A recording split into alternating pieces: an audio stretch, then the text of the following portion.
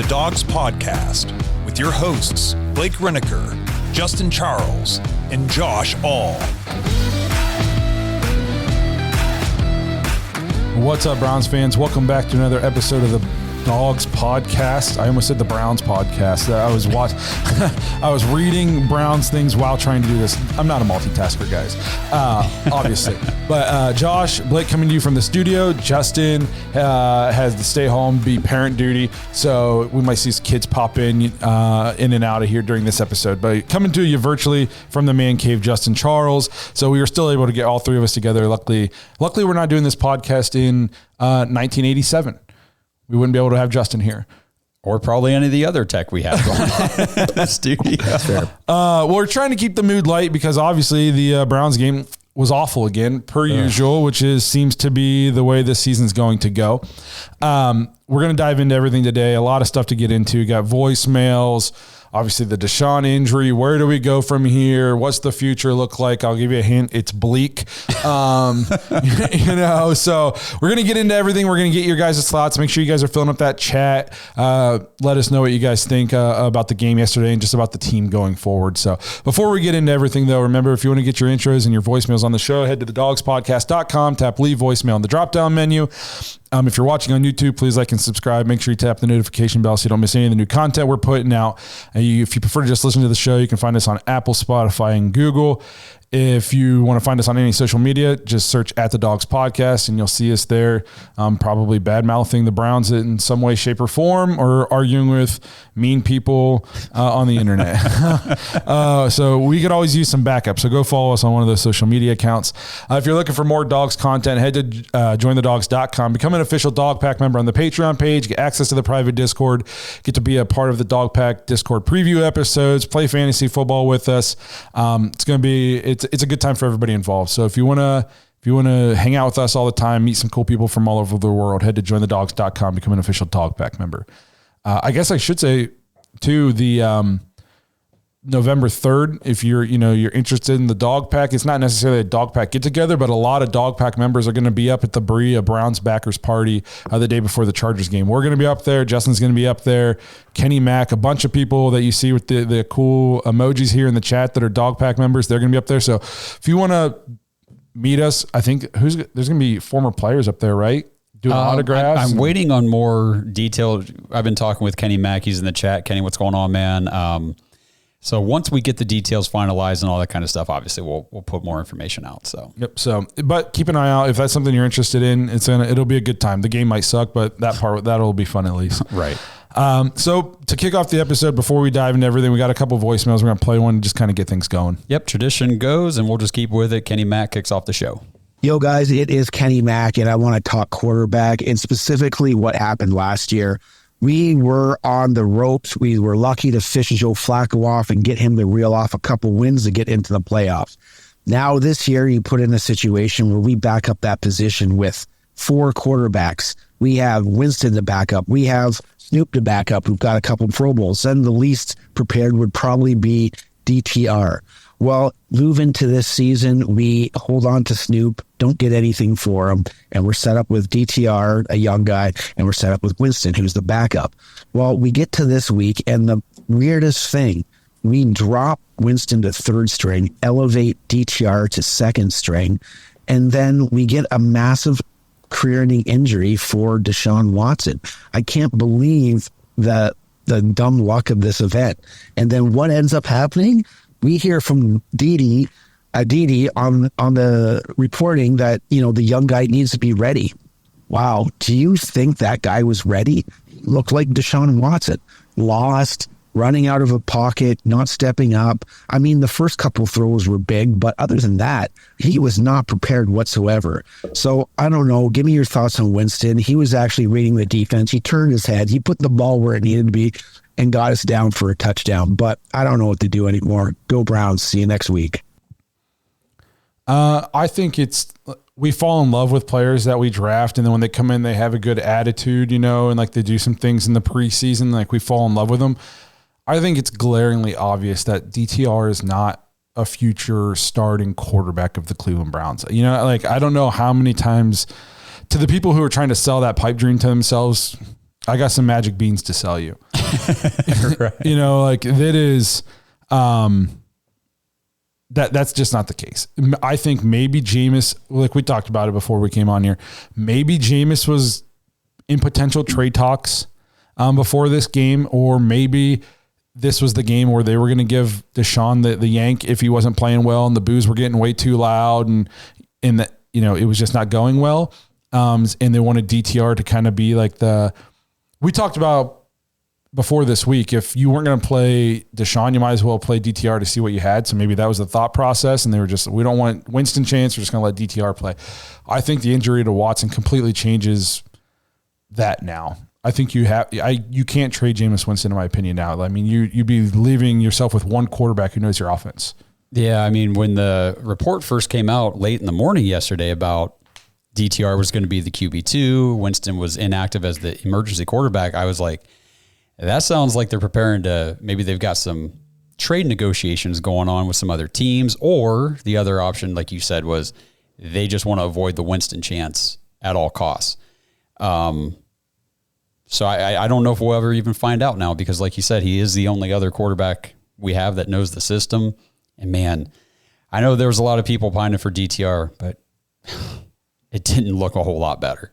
Here's the deal is, and we're going to talk about it. This offensive system that they've cooked up is just garbage. Oh my gosh, it's terrible. It's so bad. You're putting offensive linemen in such bad situations every single play. No help on an island. They're not great pass blockers as it is, and you're asking them to do what they're the worst at 95% of the time. And you're asking them to do it on an island, no threat to run. I'm not even saying we have to be a great run team, but we have to be committed to the run at least. You know what I mean? Like, I don't care if we're only going to average 2.8 yards a carry or 3 yards a carry, but at least try to run the ball a little bit. Make them like we did last year. We were not a great run team when Joe Flacco was in here, but we were committed enough to the run game that it opened up the passing game, and especially the play action passing game. Right. Talked about it a million times in terms of how it freezes linebackers and safeties just for a split second. Just gets them thinking just for a second.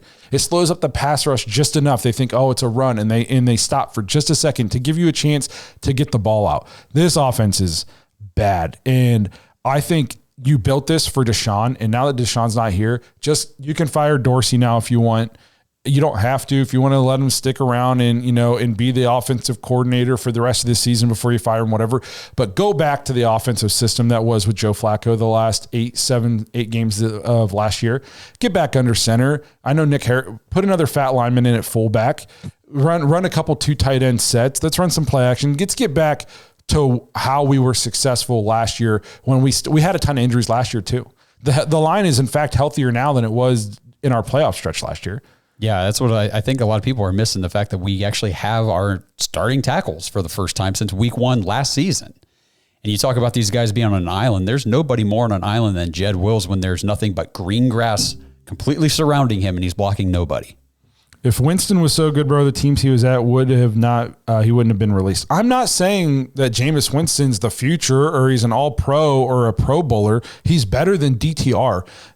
There's no question of you. We've watched them both play quarterback in the NFL. And all these people who loved Joe Flacco, Jameis Winston did the same stuff in Tampa Bay, threw for a crap ton of yards and a crap ton of touchdowns. He just turned the ball over a lot. We already talked about the last time he saw extended starting time in New Orleans. He threw 14 touchdowns to 3 picks or something like that before he got injured. So roll him out there.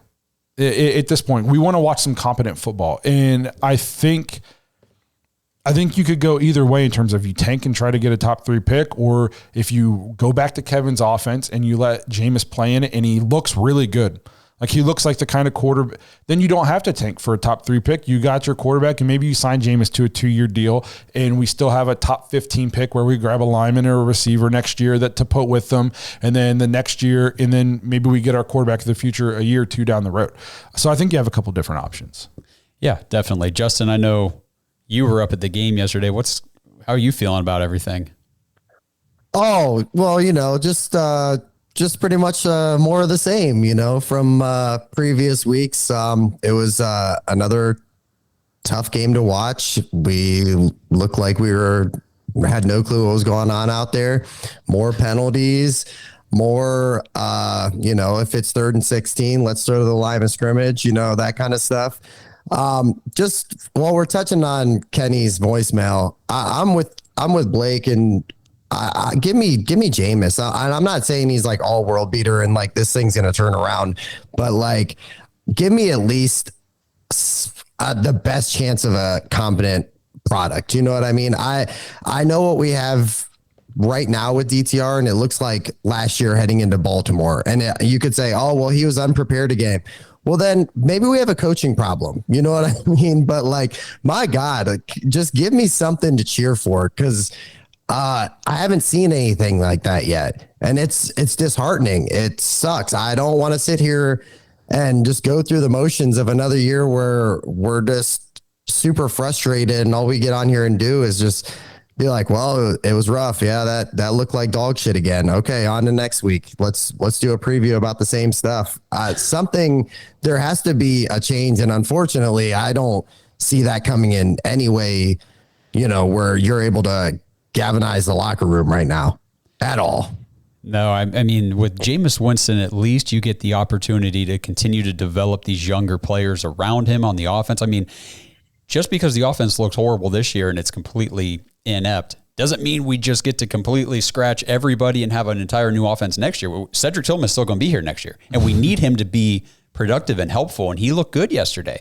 And we need to be able to get him more involved and more experience and develop him better. I would love to see Jamari Thrash get some opportunities. We're not going anywhere this year. We might as well get these kids out there and let them grow into NFL receivers. And that way, if they're not, then we find out sooner, at least. But I think we might have a couple guys worth watching moving forward. This person says, fix the darn offensive line for Chubb, 100%. This is, to me, where it comes back to, if we go back to the offense for the last month and a half of last year with Joe Flacco, where the offense was explosive and we finished top 10.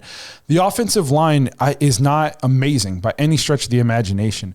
But if we can get them downhill, run blocking, let's get some weight on their hands, coming off the ball, pushing people around. Let's get a couple tight ends in there. Let's get a fullback in there sometimes. Let's have a quarterback who knows where he's going to go with the ball pre-snap. Let's have a quarterback that knows where the blitz is going to come from.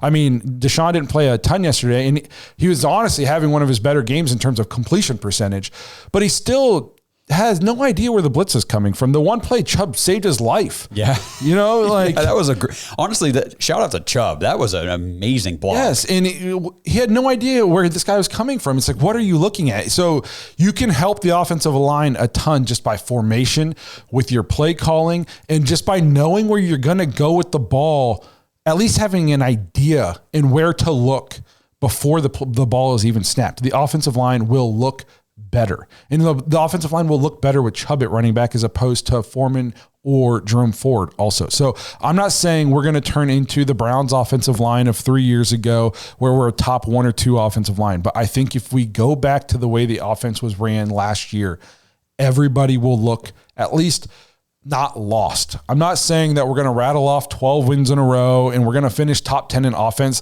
but we won't look inept like we've never played football before. Right. This episode is sponsored by Leaf Filter. Browns fans, whether the team is winning or not, you are the most die-hard, loyal fans in the league, year in and year out. And just like you, Leaf Filter has been supporting clean gutters in Northeast Ohio year after year. And because Leaf Filter is the official gutter guard of the Cleveland Browns, they have a limited time offer for all of you barking dogs. Right now, you can get up to 32% of your entire qualified purchase and 2 free official Browns jerseys at leaffilter.com/dogs.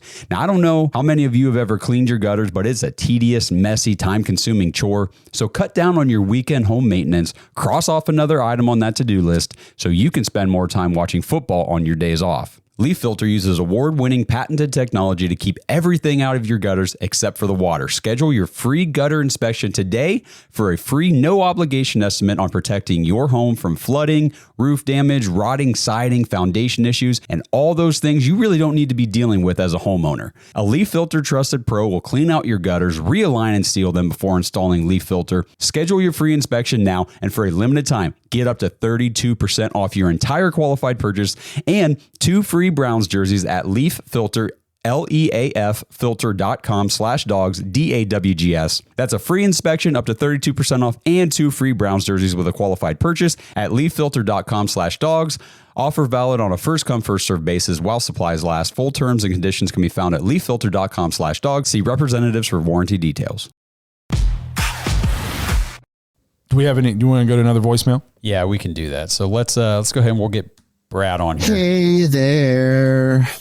I know it's hard to feel like you don't care at all. Hey guys, it's Brad Moneymaker. Do you have the razor blades out? Oh my God. Ugh.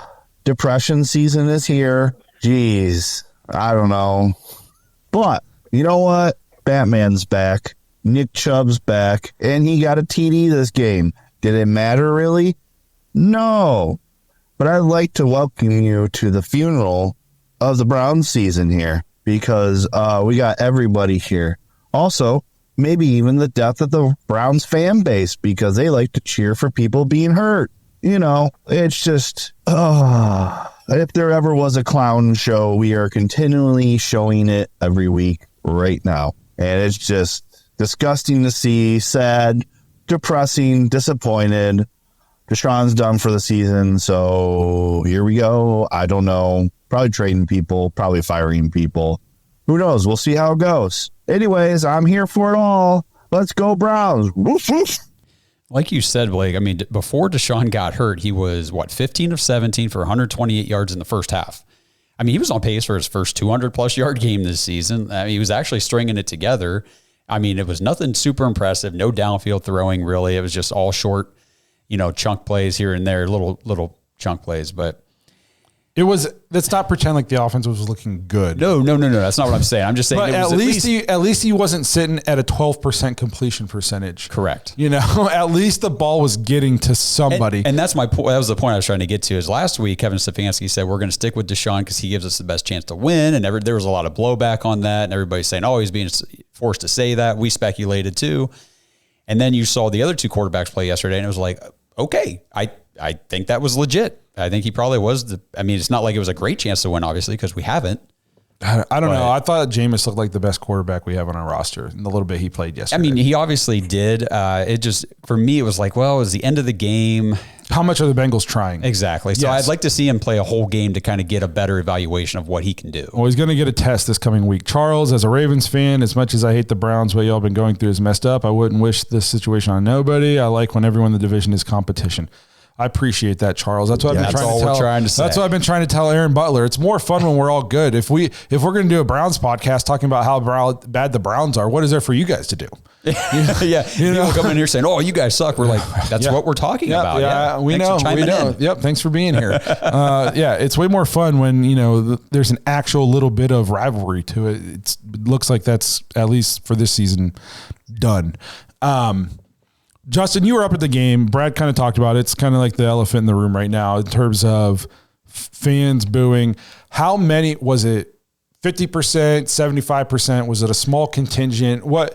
How many people were booing? Just give me the vibe of the stadium, why that was going on.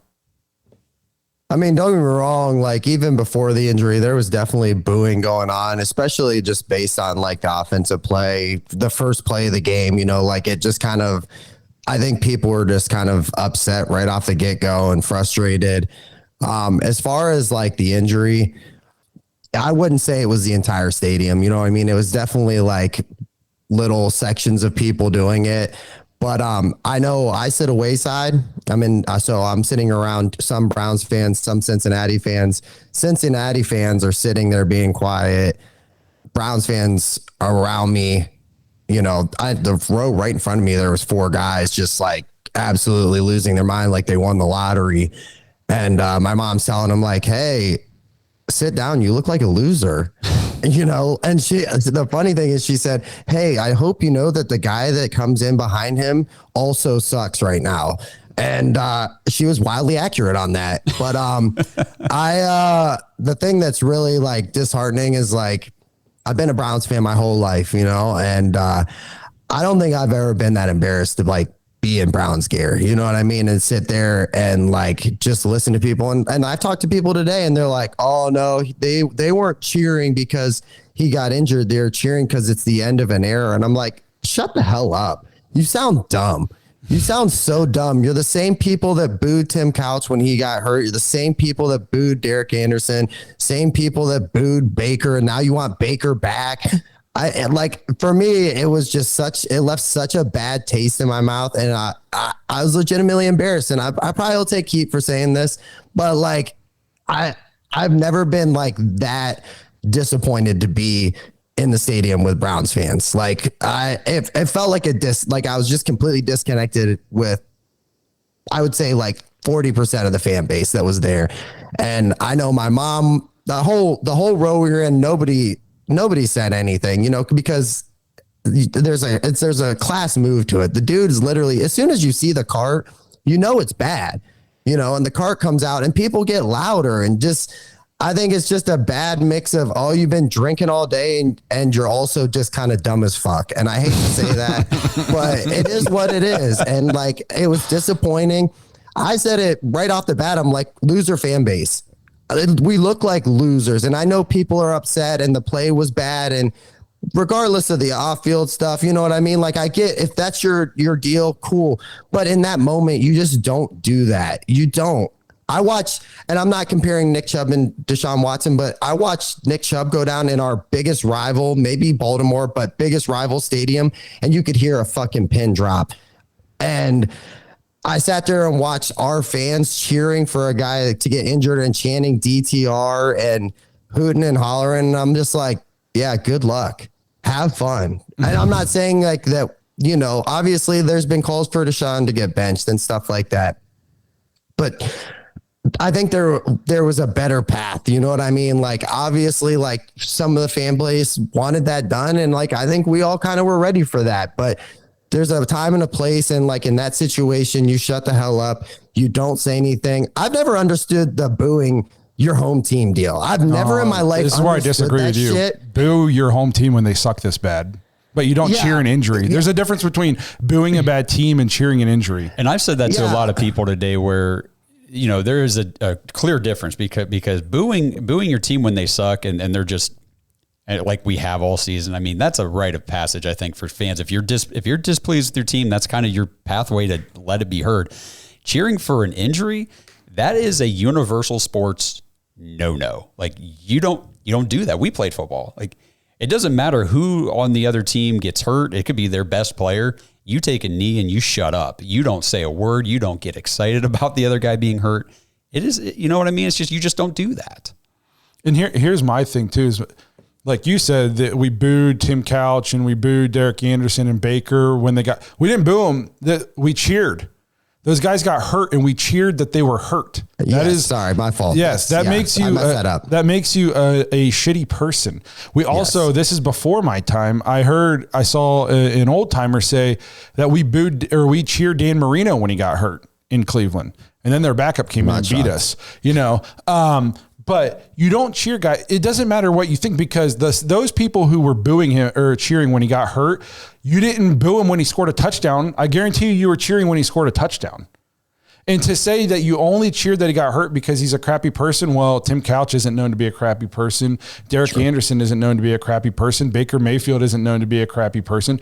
This is now, it's a problem we've had. It's a trend. It's a trend. Yeah. And the thing that really irritates me about it is those same people who are cheering that he's hurt, then when his teammates come out and say, you can't do that, that's disgusting. Like a Myles Garrett, who everybody claims is their favorite Browns player, and they would quit being fans of the team if we traded him. We put out a video saying, should we entertain trades of Myles Garrett? Which, by the way, it became so apparent that 90% of people don't actually watch videos. They just read titles. Right. Because the first thing said in that video is, we don't want to trade Myles Garrett. And everybody's like, you guys are clowns. Motherfucker, you didn't even watch the video then. Okay. But everybody, if they trade Miles, I'm done with the franchise, but then those same people, when Miles is like, you can't do that. That is disgusting. This is a man's life. Show some empathy. No matter what you think of him, that's somebody's son, that's somebody's friend. Those people are innocent, and they're watching somebody they care about laying on the field with, their career and who knows what they're going to do with their life laying there. Show some empathy. It's not that hard to be a halfway okay person. Just because you think he's a shitty person, so now you should be shitty too. That you sound stupid. Okay. But Myles Garrett comes out and this is supposedly a guy you respect. You would quit being a fan of this team if he wasn't on this team. And he tells you that you are wrong for doing that. And you said, if he doesn't like it, he can leave. I saw much of that. Well, then don't bitch when he leaves. But they will. Don't bitch when he leaves. Don't bitch when we have to overpay free agents because they don't want to come here. Because you're here. Don't bitch when LeBron leaves twice. Yep. It's the same. Cleveland, we claim to be the best fans. We are fucking awful fans. Oh my God. I wasn't even going to get this fired up about it, but we've done it multiple times now. If you felt relieved, if you were like, man, like my dad is not a Deshaun guy. My dad borderline hates the man. Okay. I've gotten in, we'll call him civil disagreements with my old man about Deshaun Watson. And the first thing he texted me was, man, you don't want to see a guy get injured like that. If my dad can say that, you can say that. Okay. And even my dad, and then the second thing he said, but maybe this is what maybe this gets us out of this and this is done. If you had that reaction, if you're like, damn, I didn't want to see him go down like that. But maybe we can move on in this era. I perfectly understand that. There's a difference between that and booing the guy or cheering the guy as he's being carted off the field. Like, grow up and be a better person. It doesn't, him being a good or bad person based on your feeling because you have no proof. Okay. I now have more proof that you're a shitty person because I watched you cheer a man who was hurt than you have proof that he's a shitty person, because turns out this is evidence there was none. Okay. So him being a bad person doesn't justify you getting to be a bad person. This country's effed. No, dude, I don't understand the mindset at all. I've gotten so exhausted and tired of talking to people about this crap all day. But you're right. I mean, there's not much more to say. You nailed it. And I don't like to get political on this show, but the same people who are calling him a trash human, I bet you're voting for somebody. And I'm not saying who I'm voting for because it doesn't matter. I'm not getting political, but that same person's been accused by way more people. So I hate who we pick and choose who we're going to be upset with. And I hate it. I hate picking and choosing when we're going to believe accusers and when we're not. Yes. And it's like, that's why when it comes to this stuff, it's football. Well, that's why we talked about football. Yeah. Because 50% of this league is not Saints. I'm telling you that right now. 50? Yes. That's probably more than that, dude. I mean, and the thing, if you think about it, let's just dial it back for a second. We're all shitty human beings. We've all done things. No one's got a clean record. We're all imperfect humans. It's just the way it is. So I don't know. I just feel like people need to chill out on the judgment leveling. And like you said, I'm with you. Totally understand okay, well, now we can maybe put this era behind us and move on and all that kind of stuff. Okay, fine. That's fine. But like you said, when the guy is laying on the field with his Achilles hanging on there, just come on. It's not hard to have some empathy. I mean, it's basic sports 101. You just don't do that. You just don't do that. So, all right. You got anything to add, Justin, before we play the next voicemail? I mean, I think Blake brought up something that kind of got glossed over, but good luck getting players to come to Cleveland, Ohio. Thank you. Good luck with that, because this is going to be something that is going to hang over this team at least for a while. This is a black eye. It just is not a good look. I've heard crazy stuff like real rabid fan bases saying, man, I can't believe Browns fans do stuff like that. Like, that's what we're the picture we're painting right now. That's how we look to the rest of the NFL. So my favorite comments in here are not everyone is a sexual predator. I've never sexually assaulted anyone. Neither was Baker Mayfield. Neither was Derek Anderson. I don't want to hear that argument because this isn't the only time it's happened. Well, and I think you're leaving out the word allegedly. Yes. Because I've saw so many people today are like, oh, I have so many people say, oh, well, he's been charged with all these crimes. I'm like, what is wrong with you people? How stupid do we have to be as a society? Like, I am very fearful I mean, your personal feelings on what people do, I don't care. But when it comes to like facts and evidence and the legal system, we are the dumbest people in the world. Like our society is, like you said, effed for the future, really, because nobody knows anything and nobody wants to learn. They just want to be ignorant and loud about it. In fact, he's never even been charged with a crime. Not one. So like, use like details matter. Yeah. As soon as you say, criminal, assault or rapes, you lose all credibility because you don't know what you're talking about. Exactly. And Justin, to go to your point, we can keep this conversation going. And this is just the list that I saw videos from posted, but these are Browns players who've already come out, vocally voiced their displeasure with the way Watson was treated by the fan base in the stadium. Myles Garrett, who, like you said, everybody's favorite guy, and all of a sudden it's, well, he can go too. Greg Newsome, I'm hearing the same stuff. Well, get out of here. Rodney McLeod, Joel Bitonio. You guys want to bash Joel Bitonio? I'd love to see it. Jameis Winston, Obo, DeJuan Jones even spoke up and said something about like. My favorite too is Jameis. Everybody's been screaming about Jameis and how much they like Jameis and how they watch him play. And then he comes out and gives this speech and everybody's like, well, then he can just leave. Okay, fine. Then we won't have a team. We just won't have a team. And then I'll have to listen to you complain about that too. Like we're just not everybody, but there's just so many whiny ass complainers in this fan base. And I'm not fans of other teams. So maybe it's this way everywhere, but this is the one I'm the closest to. And it's sickening to see just the disgusting nature of some of our fans. Like, it's terrible. The free agents thing, Justin, like you said, dude, it's a real concern because I've seen so many people that their instant comeback when they want to be a hard ass is like, oh, well, they'll just go where the money is. Free agents who are worth signing have options. Yes. And the money's going to be relatively similar between those options. Guess what will be a deciding factor? That fan base is nasty to their players. I ain't going there. If you don't think that's real, if you don't think that's going on in this brotherhood of the NFL, these players, you guys are very disconnected from this whole thing. Yeah, and if you don't think that doesn't happen, just pay, like guys like Ken Griffey wouldn't play for the Yankees because their fans were shitty. And we hear all the time about players recruiting their buddies to come. It's like this guy was on the phone or on Instagram talking to this other guy saying, hey, you should come to Cleveland and play and all this stuff. You don't think they do it the opposite way too? Like, bro, you don't want to come here. Yeah. Turns out word gets around. They all have each other's phone numbers. Yeah. And they all have Twitter. They see the videos. They know what happened in that stadium. Yeah. Just sit there and just be quiet. Yeah. It's a terrible look. And again, it's not an isolated incident.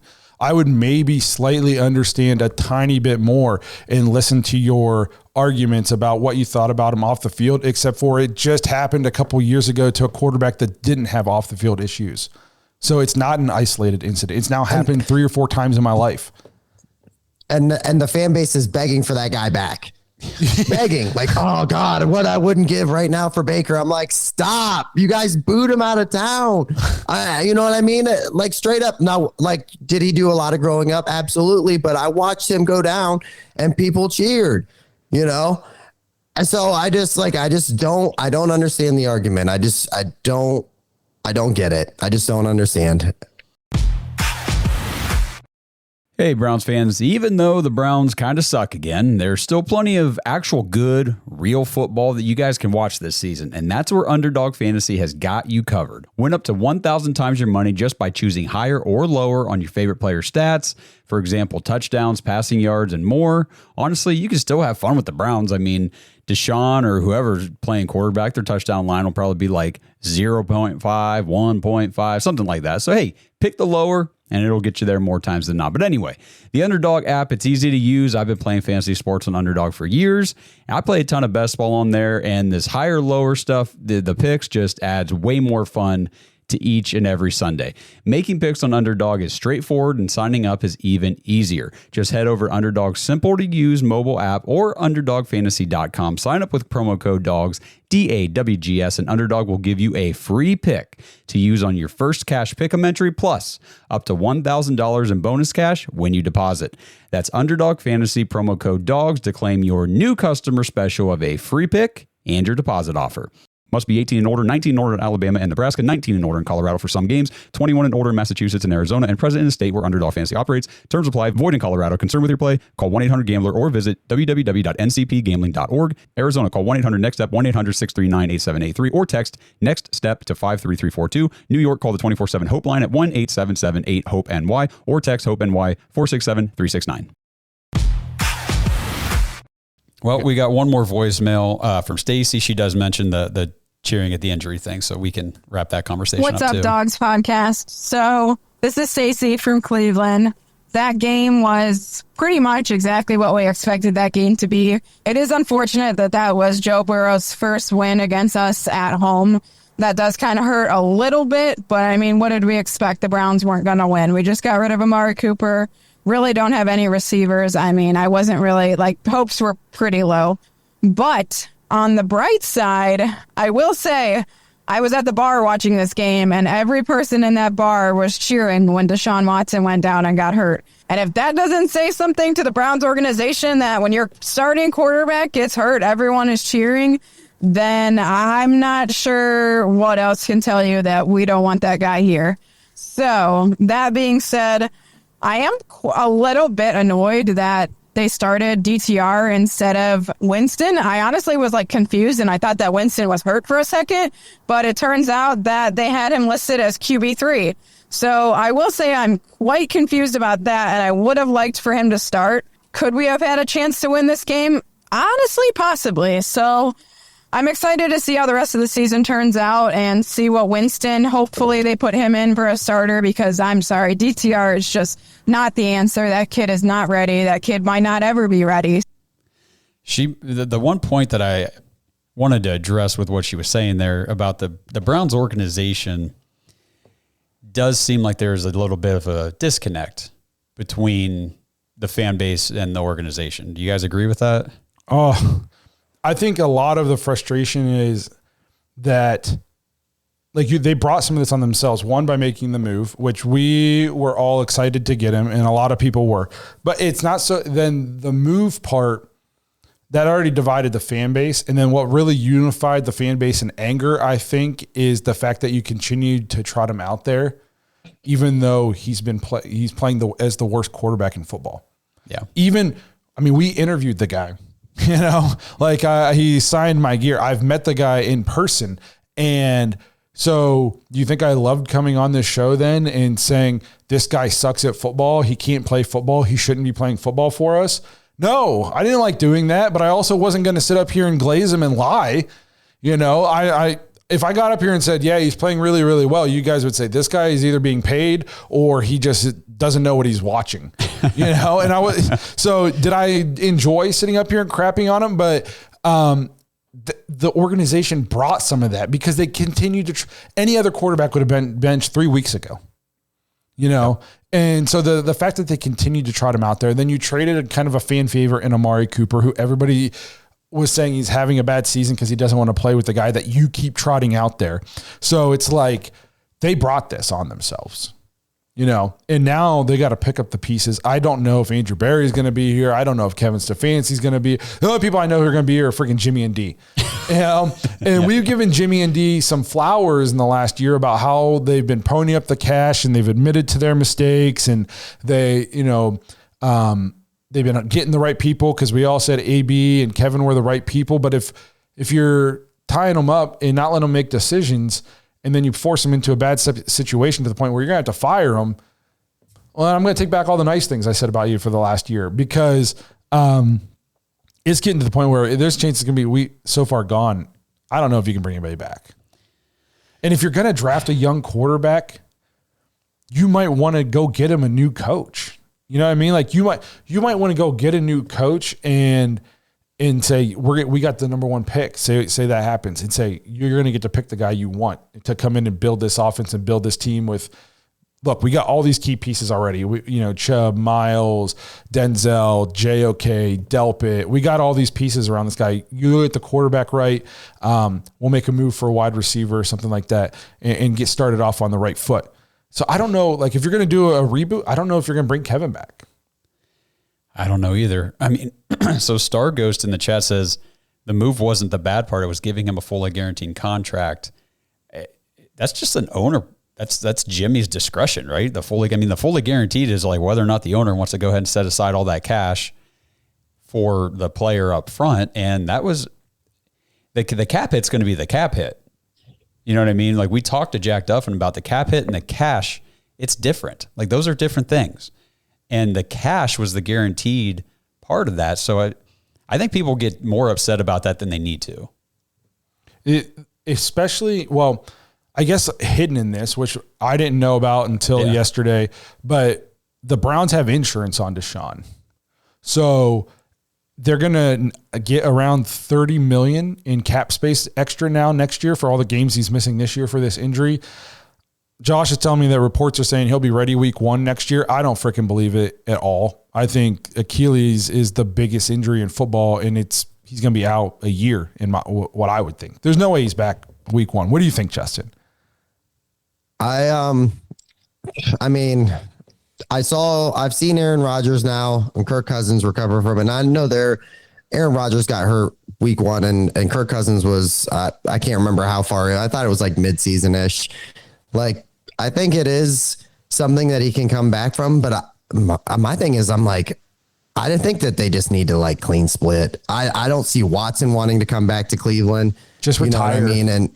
And, like, your fan base just booed you as you were carted off the field. I don't see there's any way in hell that he ever, and I'm not sure that, there's other teams that are going to like line up to get Watson. You know what I mean? We've made that argument also. Like, I just don't believe that he might be on our roster, but there's no way that I see him as the starting quarterback week 1 next year. I think you put him on IR on the PUP next year, and you just tell him to stay there and collect his paycheck for the year on the PUP and say he's recovering from an Achilles. This is his, second major surgery. He's an athletic quarterback. He's not a drop back passer like Aaron and Kirk. He needs his mobility and all that. And you just keep him on the PUP for the year that way, because he's insured. And I'm saying this because he'll still get his money, but then we're paying him from like the bank and not out of the salary cap. Right. And the only thing we're paying is the insurance premium for that year, which doesn't come out of the salary cap. So if he misses all the games because he's on the PUP because of injury, and then the insurance kicks in, which, maybe this is insurance fraud. I don't know. But I feel like you can get a doctor to say he's still hurt. Then you can roll over every game he misses next year, all that money, you'll roll over all that cap space into the next year. And then we're another year into his contract where you can start talking about splitting up dead years and that stuff where it's not quite as bad. So I'm saying, hey man, you're injured next year. Maybe, I don't know. Maybe there's a complication in surgery. And I think like you said, he's probably saying, hey guys, I'm injured this year. Ain't no way I'm going back out there on that field. Yes. Like, let me get my money. You guys use this insurance money. And then 2 years from now, I'll retire off into the sunset. You guys work the books however you need to. Yep. I think so. So you guys want to dive into some other things about the game yesterday? Cause there was a lot. I mean, so the offense is just terrible. I was going to say, can we just start with the, go ahead. Yeah, no, I guess see where you're going. And I'm going to say, the O-line, Jed Wills. And I don't know if I can't anymore. I don't know what is going on in terms of so many problems with the offensive line this year seem to be miscommunication.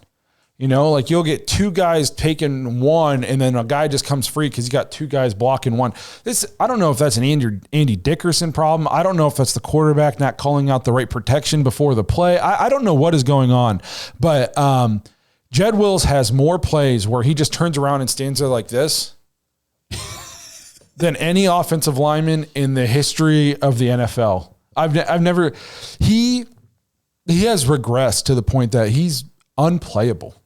And we last year before he got hurt, we were kind of bummed when he got hurt last year because it was like, oh man, it seems like Jed might be kind of turning the corner a little bit, especially in the effort department. Like we saw him kind of getting after it, being a little nasty. We're like, man, this is a bad time for him to get hurt. He seems like he was maybe starting to get it a little bit.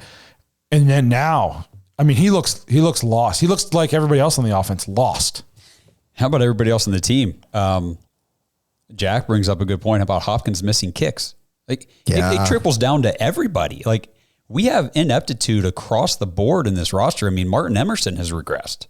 We've seen all these players we hyped up last year and all offseason. Like, yeah, man, these guys are really developing and turning into studs for this football team. Done, gone. It's not there right now. It's contagious in terms of, this is why I don't know if Kevin will be back next year. As much as I think he's a good coach, like the locker room is just, we're so undisciplined. So many pre-snap at home, to be getting these pre-snap penalties at home. How many illegal motion or illegal shifts are we going to have this year? You haven't figured out the motion yet. No wonder we never use it. We can't fucking do it without getting an illegal shift or an illegal motion penalty. I mean, it's just, and once you get into that mindset, it's so hard to get out of it. Yeah. And the season's toast, so it's focused. Now you're not focused during the week. You're not preparing the same way. You don't feel that edge. It doesn't matter if I make or miss this kick because we're freaking 1-5 anyways. Nothing matters. So I'm just going to go through the motions. I'm not going to be mentally focused. And maybe they'll sit there and we're trying our hardest, but subconsciously, it's done. You don't have that edge, and it's almost impossible to get it back mid-season. We go out, first play of the game. We kick off. They return it for a touchdown. It's like, oh, great. We just set the tone for the game, and we're down 7-0 to start. And our defense comes out the rest of the game and holds Joe Burrow to, 180 passing yards, and they score 14 points against us. And we couldn't beat them. Yeah, defense was great. I have said all year that this defense, I think they're overall 15th in the league right now. This defense, if we had an offense that could hold onto the ball and score some points and give any kind of sign that maybe we have a chance to win a football game, this defense is playing well enough for us to win football games. They're playing plenty good enough for us to be competitive and not be the dumpster fire we are. Yeah, because we're never playing with a lead, so therefore our defense never gets to kind of pin its ears back and kind of play with a little bit of, And that's buffer. The strength of this. The strength of this defense is to get a lead, and then you got all these pass rushers up front, and you got all these press man cover guys, and you're pressuring, getting and making them get rid of the ball quick. We don't have that right now. So I will stand. Yes, there's been a regression in tackling and stuff like that. I'm not saying they're playing as well as they were last year, but if you put a good offense out there, or at least a competent offense, one that wasn't lost looking like chickens with their heads cut off, this defense is playing plenty good enough to win football games. Sure. I mean, I also like what we're talking about, like week to week, it's always something, right? Whether it's penalties or it's, just mistakes, mental mistakes. Special teams, you can make the argument special teams cost us the game. You know what I mean? It's basically an 11-point swing. You have the opening kickoff, you have Hopkins, which Hopkins last year was money. You know what I mean? When he trotted out there, I was like, ice. I was like, hey, we got this. That was the first time we're talking a lot of years where a kicker would roll out and I'd be, maybe since Phil Dawson, where I'd be like, yeah, okay, we're good. Even if it was a game winner, I'm like, hell yeah, let's go. This is it. And, man, I don't know. I don't know what has happened with him, but special teams, you can make the argument special teams cost us the game yesterday. Now, like, I know we get a touchdown at the end and it's kind of garbage time and who knows, but it's always something every week. I feel like we're a play or two away and then, it's, unfortunately, we're backed up 10, 15 yards or, we're sacked and we fumble the ball. It's something every week to the point where it just comes down to discipline and structure. And that's where eventually you keep piling these games up. There's going to be a fall guy. There might be multiple fall guys. Yeah. Ashton said he's terrified to hire a new coach, but it might be that time.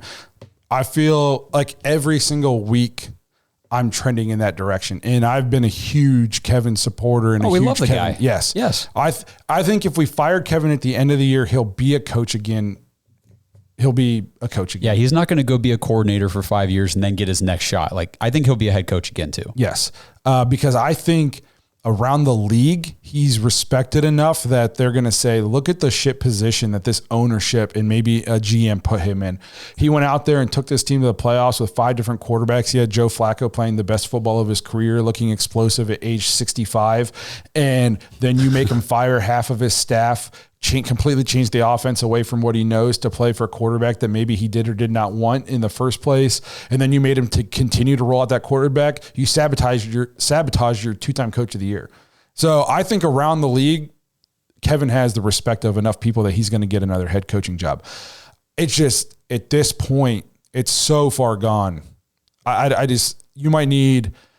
You don't need to completely rehaul the entire roster, but you might just need to get new voices, new everything in there to just kind of right this ship with some of these guys. So I agree. I'm terrified to do it because I don't know. I don't know if you're going to get the guy you want because of how much of a dumpster fire. I mean, the guy I would want would be Ben Johnson, right? But I don't know if that's going to be a guy who's available or a Brian Daboll. I don't know if he would come here I don't know if the Giants will fire him or not. He's not the one who paid Daniel Jones. He's not the one who traded Saquon Barkley. But if they bring a new GM in, that GM's probably going to want to hire his own coach. So I think there'll be guys available that we would be interested in. Vrabel's in our own building. Would he stick around? I don't know.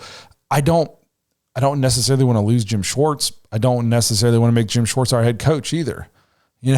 So it's a disgusting situation. Definitely not what we thought we were going to be talking about this year. I mean, I thought it was going to be AFC North competition the whole way. Like we're fighting neck and neck with these guys. We're competitive. We're winning games, all this kind of stuff. And it couldn't be further from what I expected this season to be. This episode is brought to you by Bodden Sports.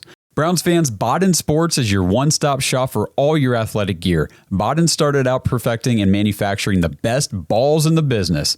Yeah, if that sounded dirty, that's more about your mind than my words. But hey, it's true. Baseballs, softballs, footballs, basketballs, volleyballs, soccer balls, you name it, and Bodden has engineered the highest standard sports balls available.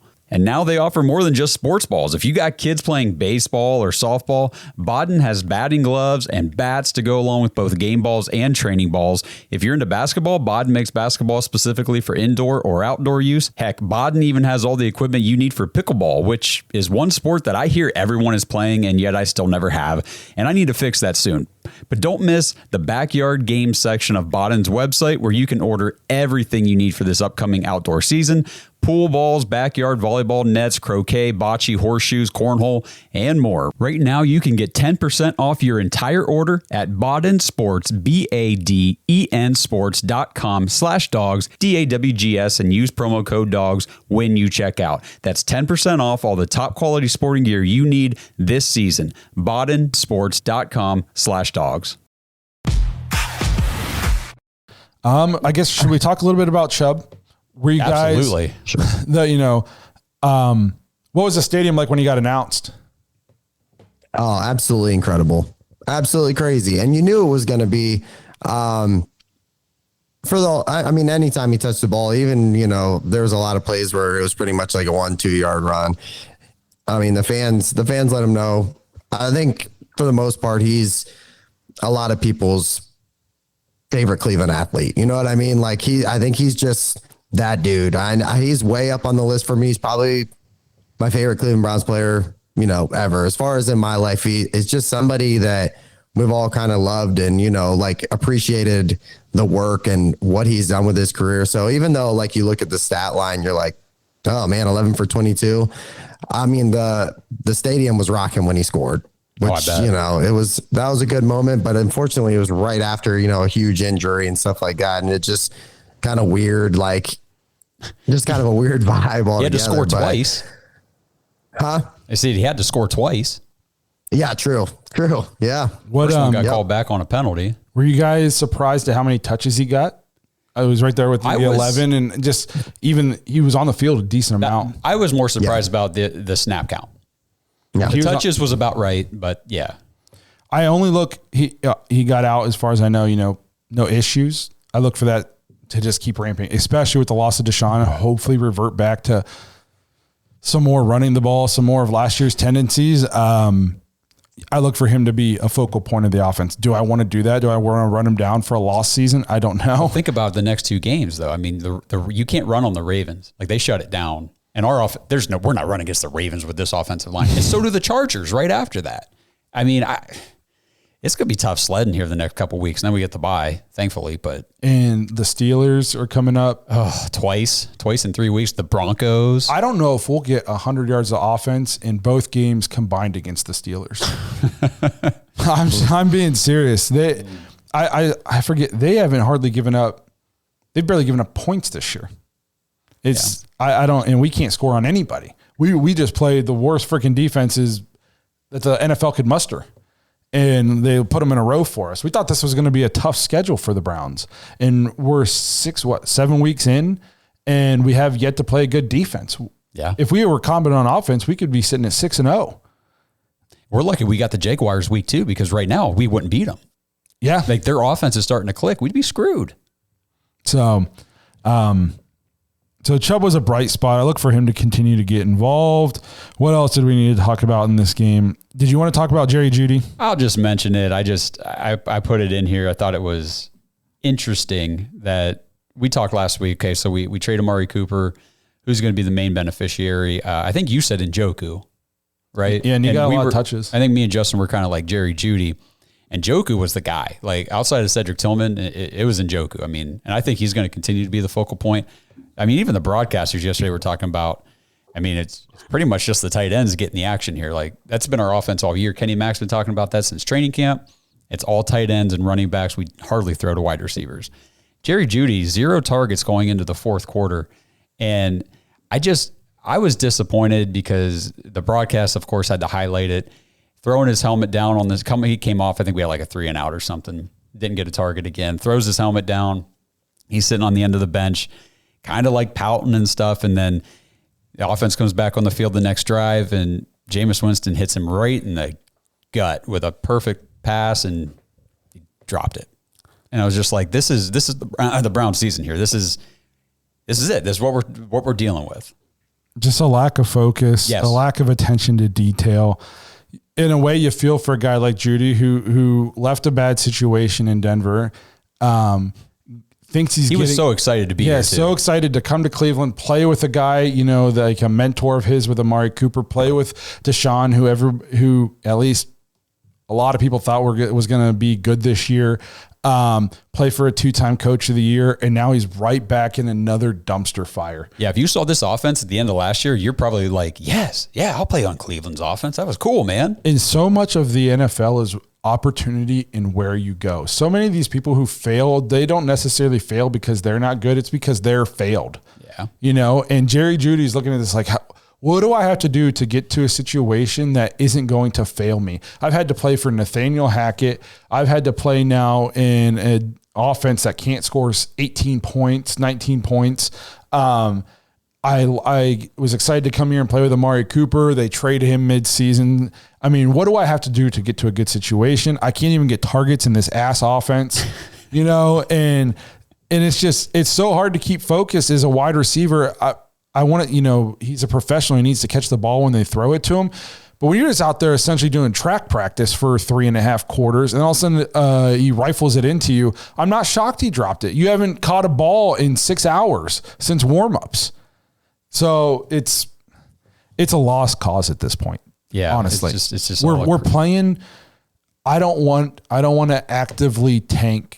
Because like somebody said in the Discord, if you actively tank, it's just a bad culture thing, and it leads to more losing. But we gotta be smart about what we do here and make sure we finish with like a top 3 pick, and just maybe clean house in terms of the coaching staff, and just get new voices in here, get the quarterback you want, get the core group of guys in Chubb and Miles and Denzel and all these guys, and just it doesn't have to be to the studs tear down, but man.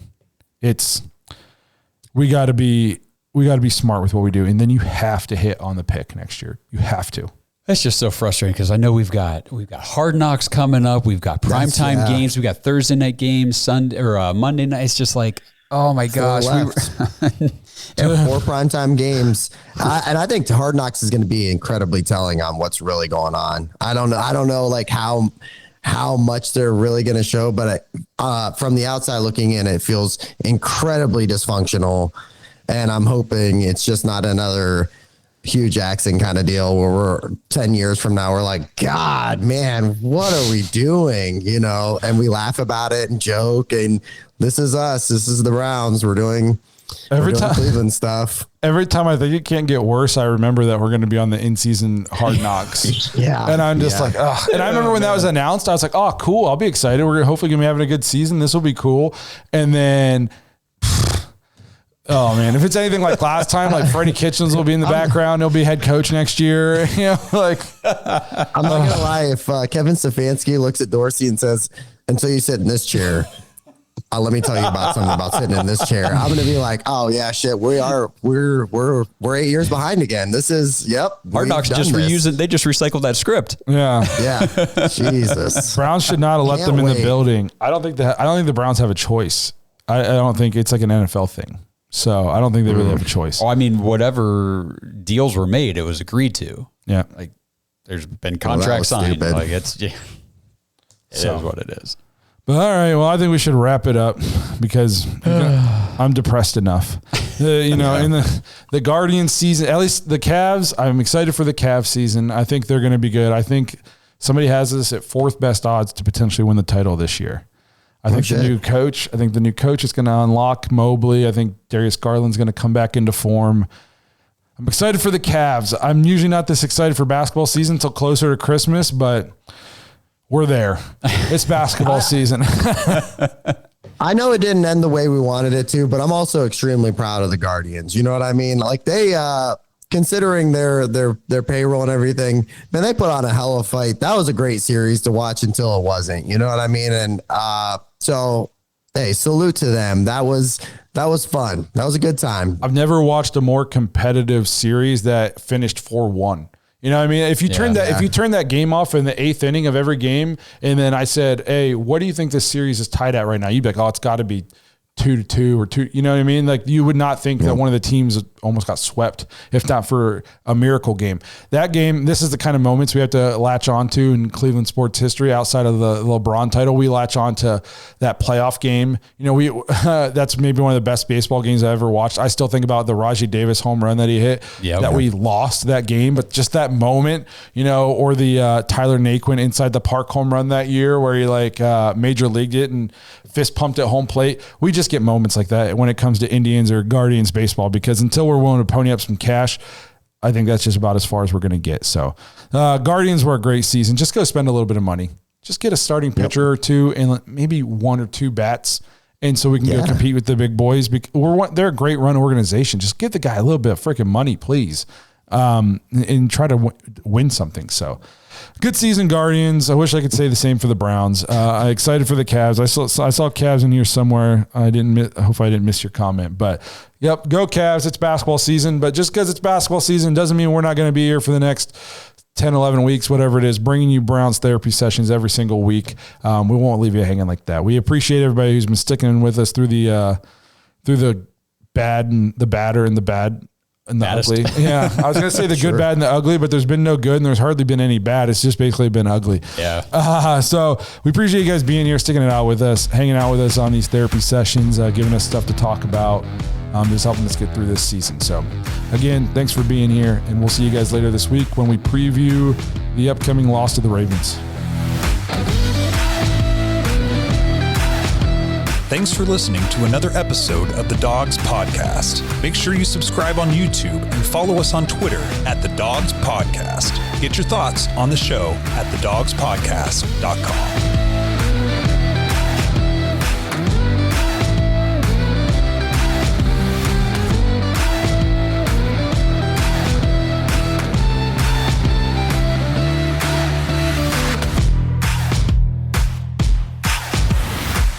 This episode is brought to you by Danger Coffee. Browns fans, we talk about how Danger Coffee is made free from mold toxins that are in 45% of the world's coffee, but that's not all that Danger Coffee has to offer. Mineral and nutrient deficiencies are a big deal. They make you feel sick, tired, stressed, and they can give you brain fog. These deficiencies negatively affect your immune system, your digestion, sleep, metabolism. Have you ever wondered why you get an initial burst from your coffee? but then you get that little crash not long after.